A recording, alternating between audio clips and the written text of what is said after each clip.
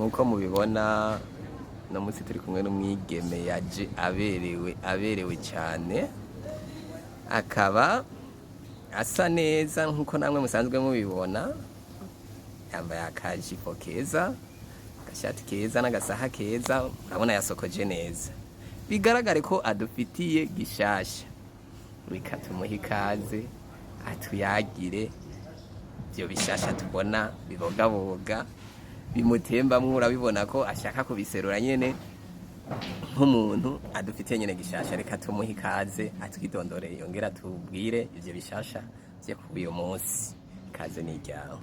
Okay, murakoze cyane ku ijambo, ndabaramukije muri mwantumiye kandi ndaramukije n'abakunzi banje aho bari hose bimva mu mahoro y'Imana. Hanyuma mwambwiye ngo nidondore, nibaza ko benshi baranzi Ndayikeze Emeline.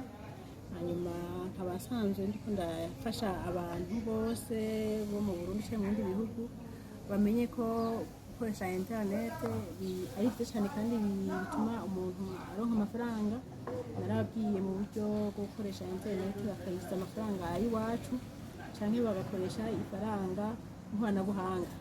Buherutse ejo narababwiye ikintu cyo gukoresha gukora amakonti yawo ya Gmail mu buryo professionnel, mu buryo bwizewe kandi afise ubudahangarwa, kuko benshi barafite ama Gmail mugasanga abasuma amaze ko kuri internet abasuma benshi basanga barabivye ama email yabo, barabivye ama konti Facebook yabo, barabivye ama konti YouTube yabo. Rero nakajyo keza ko kubigisha ukuntu muronka konti nziza zizewe, hanyuma dukora rero byo kwinjiza amahera nyine dufise ibintu by'intango bimeze neza.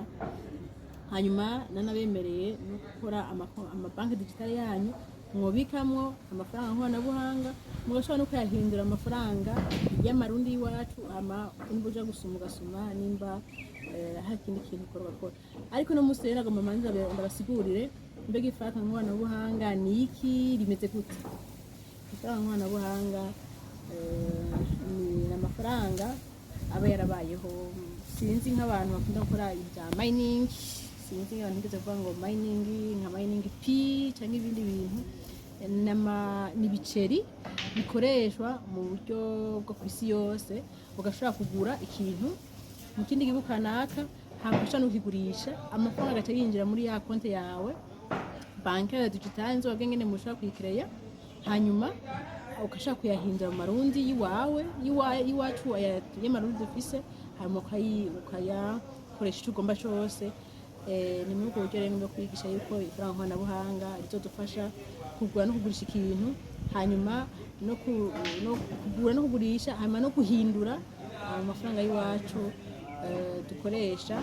Hanyuma rero tuteze imbere twese. Hanyuma nabwo ikintu cy'umuntu ufise impano cyangwa ikintu cyose woguze, ndagomba abantu kweri yuko umuntu wese uteze imbere n'icyo afise n'icyo azi gukora, cyose uzi gukora. Nimba uri umurimyi, ibyo urima birakenewe ko bimenyekana, ukabimenyekanisha, bikwinjiza amafaranga. Nimba uri umudandaza, birakenewe yuko udandaza bimenyekanishwa, hanyuma n'izo mbuga z'ingurukana bumenyi zikazoguhemba. Byose rero nzogenda yibigisha uko imisi izogenda iragenda, muza murankurikirana. Ego kontinje ndabafitiye mbanaye rero mubane muza murankurikirana, nzogenda bigenda neza. Munakoze.